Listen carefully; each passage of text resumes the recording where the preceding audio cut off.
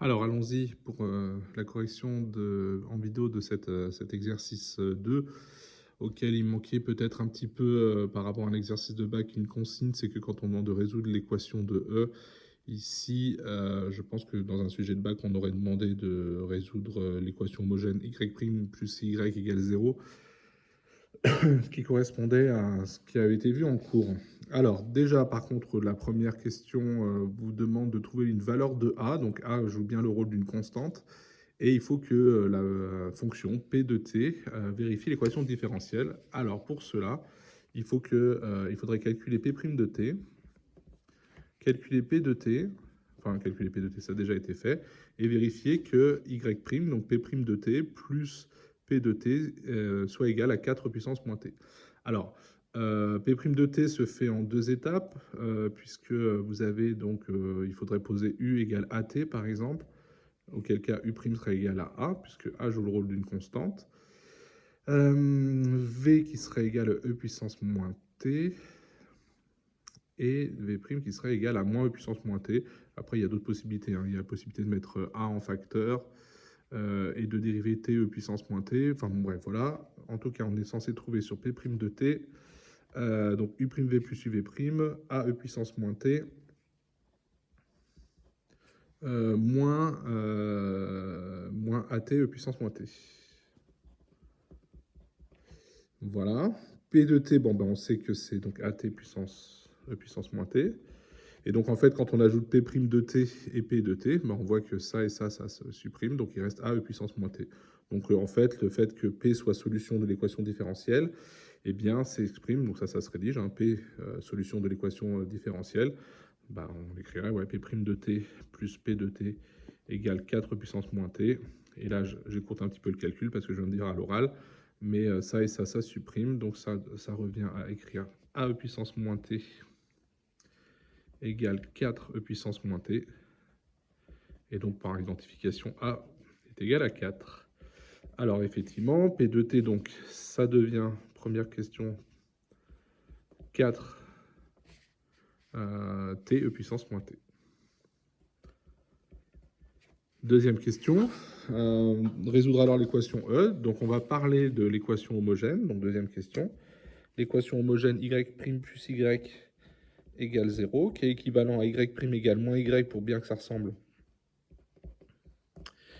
au cours. Et ça, on a vu qu'il y a une formule à prendre, que c'est C E puissance moins T, hein, puisque Y' égale AY, c'est E puissance A fois T. Alors A fois X, si la variable c'est X, mais là on vous demande de travailler avec T.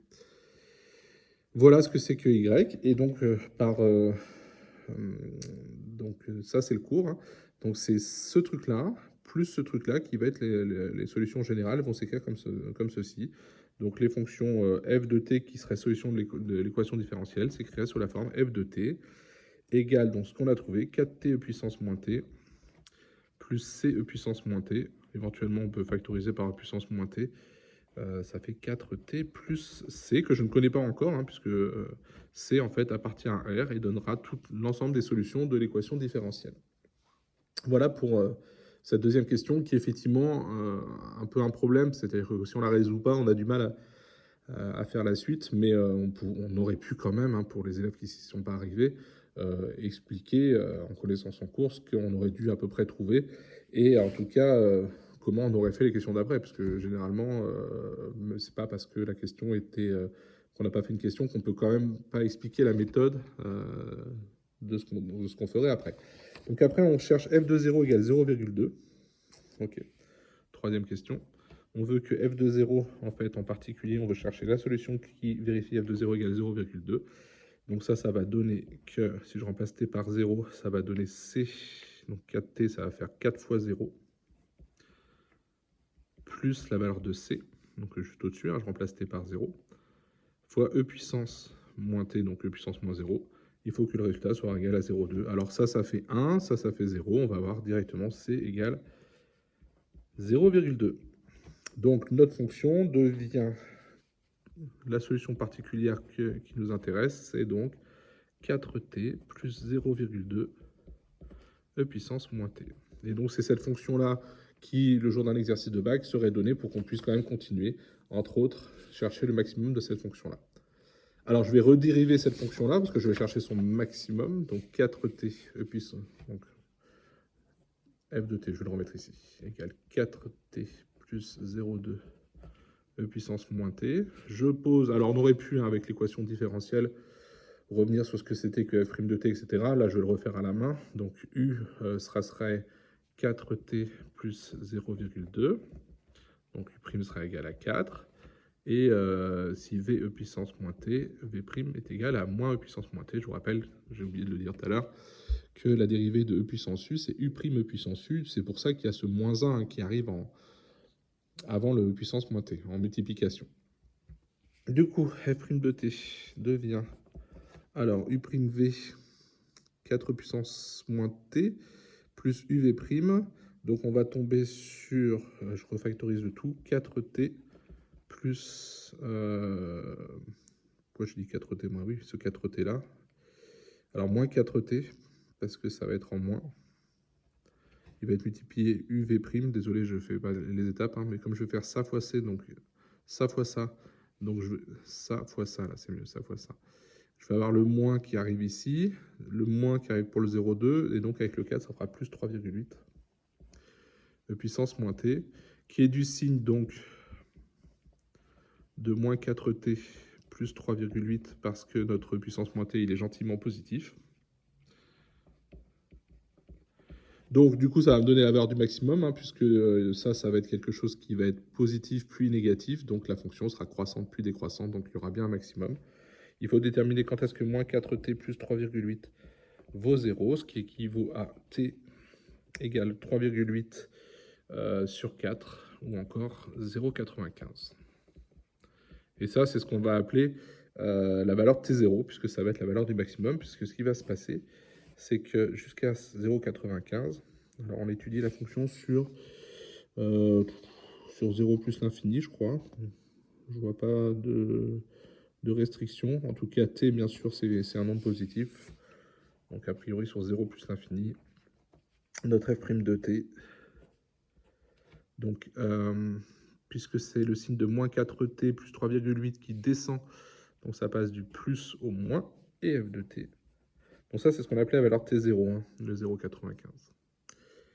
Donc f de t augmente la valeur de notre maximum, puis descend. Voilà. Après, là, il faut calculer l'image de 0,95. Bon, tout le monde est capable d'utiliser une calculatrice. On remplace bien sûr t là-dedans. Et on va avoir une valeur rapprochée du maximum, puisque c'était demandé, hein, déterminer le temps t0. Donc ça, c'est fait, 0,95. Donc vu que c'était en heures, on peut éventuellement le remettre aussi en minutes, hein. On fait une conversion en disant qu'une heure, c'est 60 minutes. Et le taux en grammes par litre, bah, c'est justement l'image de 0,95. Voilà pour cette question. Donc il faut compléter le calcul ici, qui est pour trouver la valeur du maximum. Et enfin, ça finit sa fonction un algorithme. On va déplacer un tout petit peu. Voilà. Donc on part de T1, à partir duquel la personne pourra prendre le volant. Donc il faut que ça redescende en dessous de 0,5. Alors attention, pour un jeune conducteur, c'est pas 0,5, c'est beaucoup plus bas. Mais sinon, après, c'est 0,5. Donc vu qu'on est monté, alors je crois qu'on monte à plus de 1 gramme, hein, ici justement, il faudrait calculer, mais on monte à plus de 1 gramme. Donc il faut attendre pour que ça redescende. Et c'est ce qu'on appelle une méthode par balayage. C'est-à-dire que comme on a un while, on sait qu'en gros, hein, notre fonction, hein, en termes d'alcool, voilà ce qu'elle fait, hein. Bon, il y a la première absorption d'alcool qui nous apporte en gros 0,2, ou sinon on avait un peu bu avant, j'en sais rien. Et après, on a un graphique à peu près comme ceci. Donc avec notre maximum ici, hein, T0, ça c'est T0, j'ai dit 1 gramme et quelques ici, et à un moment donné, on va repasser, hein, en dessous des 0,5. Alors pourquoi on se met à partir de 1 heure? Parce que c'est marqué t égale 1 pour démarrer. Parce qu'il y a deux valeurs en fait où on fait 0,5. Une qui monte, qui est avant 1 heure justement, parce qu'on a trouvé t0 c'était à peu près 1 heure, c'est 0,95. Puis après ça redescend.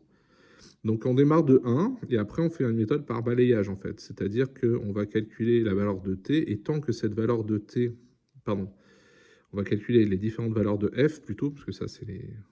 f, ça va correspondre aux différentes images. Donc on va regarder à partir d'une heure, en fait, on va regarder chaque quart d'heure si on peut conduire, en gros. Chaque quart d'heure si on est au-dessus de 0,5. Donc tant qu'on est au-dessus de 0,5, on ne conduit pas et on continue les calculs. Donc tant que f est supérieur à 0,5, on va augmenter de quart d'heure en quart d'heure, donc on va rajouter 0,25. Et la fonction f, alors ça va être, au départ, f va valoir l'image de 1. L'image de 1, je ne sais pas si on l'a, mais sinon on calcule l'image de 1. Donc dans cette fonction-là, hein, dans cette fonction 4t plus 0,2, on va remplacer t par 1. Alors on peut mettre déjà le calcul, hein. 4 multiplié par t plus 0,2 multiplié. Alors si vous écrivez pas avec les symboles de Python, c'est absolument pas grave, hein, vous auriez les points quand même, hein. Voilà. Et là, bah, cette expression-là, bah, on la remet sur cette ligne-là, puisqu'on va calculer à chaque fois l'image de t. Donc d'abord l'image de t qui vaut 1, puis l'image de t qui vaut 1,25. D'ailleurs, je me suis trompé, hein, c'est t plus 0,25. Il n'y a pas que à 1 qu'on ajoute 0,25, on rajoute 0,25 à chaque valeur de t au fur et à mesure qu'on rentre dans la boucle. Voilà, et à la fin, ce qui nous intéresse, bien sûr, c'est pas la valeur de f, mais parce que la valeur de f, elle sera descendue en dessous des 0,5, mais c'est la valeur de t. Donc voilà. Alors je pense que ça serait présenté un petit peu autrement le jour d'un exercice de bac avec une définition de fonction et un return à la fin. Voilà, mais ce qui serait exactement la même chose. Sur votre calculatrice, bien sûr, vous n'allez pas utiliser le module Python, même si vous en avez un, mais par contre, vous allez regarder la fonction que j'ai écrite ici, et vous allez utiliser un tableau où vous allez faire un pas de 0,25 à 0,25 pour voir la première fois qu'on passe en dessous des 0,5. Donc quelques élèves avaient trouvé, c'est pareil, j'ai pas utilisé la calculatrice pour savoir combien ça valait.